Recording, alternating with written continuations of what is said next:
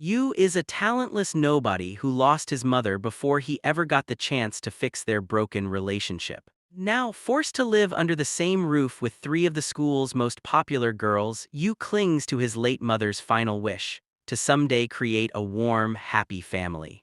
The story begins at Seika Academy, an elite school where only the most gifted students are meant to shine. Yu has just transferred in, but from day one it's clear he doesn't belong. On his very first day, Yu gets brutally humbled by the vice captain of the martial arts club. In front of everyone, he's mocked, insulted, and labeled a complete failure.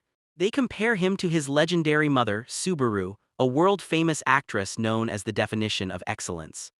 The vice captain demands that Yu prove himself in front of the academy's elites, the three royals, the top students who rule the school.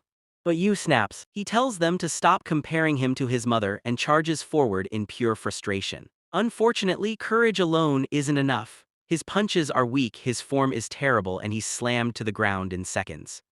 The crowd watches in silence, disappointed that the son of such a great woman turned out this way. But Yu doesn't look surprised. He's lived his whole life in his mother's shadow.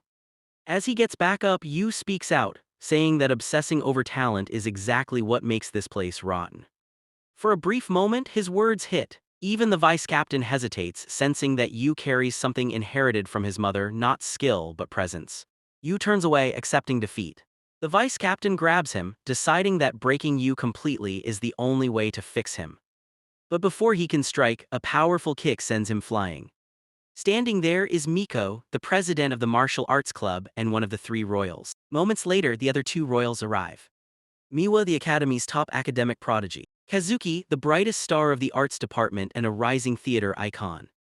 Yu freezes. Why would people like them show up for someone like him? Kazuki steps forward, takes one look at Yu, and bluntly says he doesn't belong in a school built for talent. Yu calmly shows his admission papers. He was accepted into the general education program. The girls are confused. None of them have ever interacted with students outside the elite track. Feeling unwelcome, Yu turns to leave for his class, but Miko stops him and orders him to clean the dojo. Yu pushes back, refusing to be treated like a servant. Miko shuts him down instantly, saying that losers don't get choices. With no strength and no allies, Yu gives in and silently starts cleaning. Later that day, the martial arts team returns to the dojo, and they're stunned. The place is spotless, cleaner than it's ever been. No one expected someone like Yu to do a job this well. Meanwhile, Yu walks toward his new home, lost in thought. For as long as he can remember, he wanted just one thing: to be praised like his mother. At first, he tried acting. He trained hard and thought he was doing great until he saw his mother perform up close. That's when reality hit him. Compared to her, he wasn't special at all. Still, Yu didn't give up. He tried different paths, different skills, different dreams.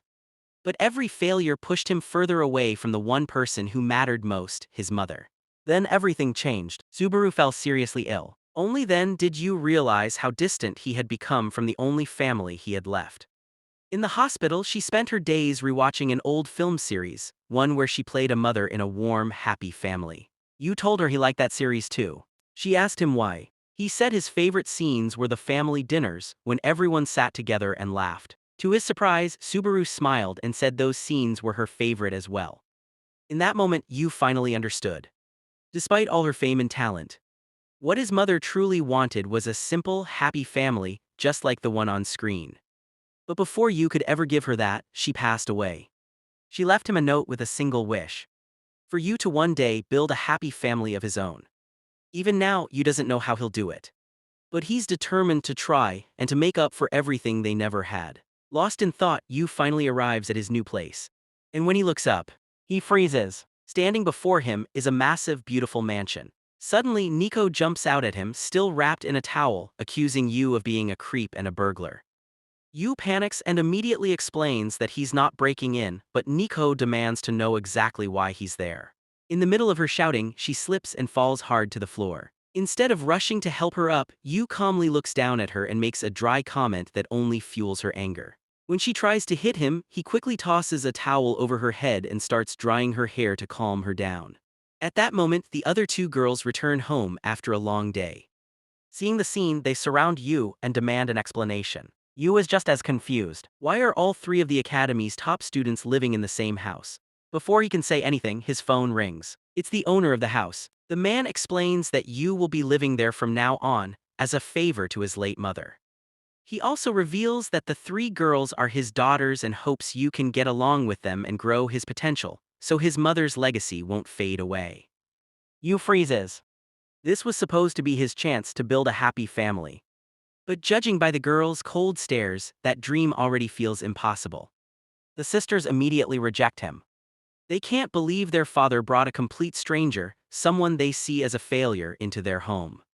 Still, Yu refuses to give up. He believes there's still a chance they can become a real family, and he tries to win them over. As he looks around, he notices something on the floor, but Kazuki quickly snatches it away. That's when Yu finally takes a good look at the house. It's a mess. The sink is overflowing with dirty dishes. The girls blame Kazuki for not doing her part, but she says she was too busy with theater rehearsals. Then Yu notices broken plates hidden nearby. The truth comes out, Kazuki did try to wash the dishes. She just completely failed and broke most of them, leaving her embarrassed and flustered. Next, dirty laundry is brought out, and it turns out Miwa was responsible for it. She admits she neglected her chores too. Annoyed, Miwa tells Yu to just do her share instead. Surprisingly, Yu doesn't complain at all. He calmly accepts. Then he points out that Nico was supposed to handle the house cleaning, and clearly didn't. The three royals fire back at Yu, listing his failures at school one after another. But while they keep arguing, Yu quietly gets to work. Before they even realize it, the entire place is spotless. They freeze in shock. Nico suddenly remembers it was Yu who cleaned the dojo so perfectly the day before. Yu gives them a calm, confident look, and for a moment they feel oddly unsettled by how composed he is. The next morning, Yu wakes up excited. For once he has a day off. But that peace doesn't last. The whole house starts shaking. Yu rushes outside and realizes Nico is already deep into intense martial arts training inside her dojo, at dawn. He then finds Miwa nearby, fully focused, practicing shogi with a sharp, almost overwhelming concentration. In the kitchen, Kazuki is preparing a strange green drink with serious focus. Yu asks what they're all doing so early. Kazuki casually explains that this is their morning routine. Just like brushing teeth, they all follow strict habits to sharpen their talents. She tells Yu they're heading out soon and asks him to watch the house. Trying to bring them closer, Yu suggests they all have breakfast together. Kazuki immediately declines, saying she has rehearsals. Yu then approaches Miwa, but she's already snacking while studying, barely acknowledging him. When he tries to stop her, he feels an intense pressure coming from her presence. It reminds him of his mother. He remembers how she always turned down breakfast with him, choosing her carefully prepared diet food instead, always focused, always distant. Suddenly, Nico finishes training and notices the food Yu made. She stares at it for a moment, then refuses. Even when Yu teases her, she firmly says the meal isn't nutritionally balanced enough for her. Yu is confused. Why does breakfast matter this much? Nico explains that if she wants to be the best, she has to fuel her body properly. That's when it clicks. People like his mother and these sisters aren't normal. They're prodigies who structure every part of their lives around improving their talent. Miwa feeds her brain. As the sisters rush out to start their day, Yu suddenly stops them. He calmly tells them they forgot something. All three freeze, then immediately start checking their belongings in panic. They all yell at Yu when they don't find anything missing. But Yu calmly smiles and tells them they're wrong. Then, in a gentle and sincere tone, he says goodbye to them, warmly wishing them a good day. That's what they forgot. The words catch them completely off guard. They quickly brush it off, calling it pointless and stupid. But as they walk away, each of them is quietly blushing. None of them has ever been sent off like that before.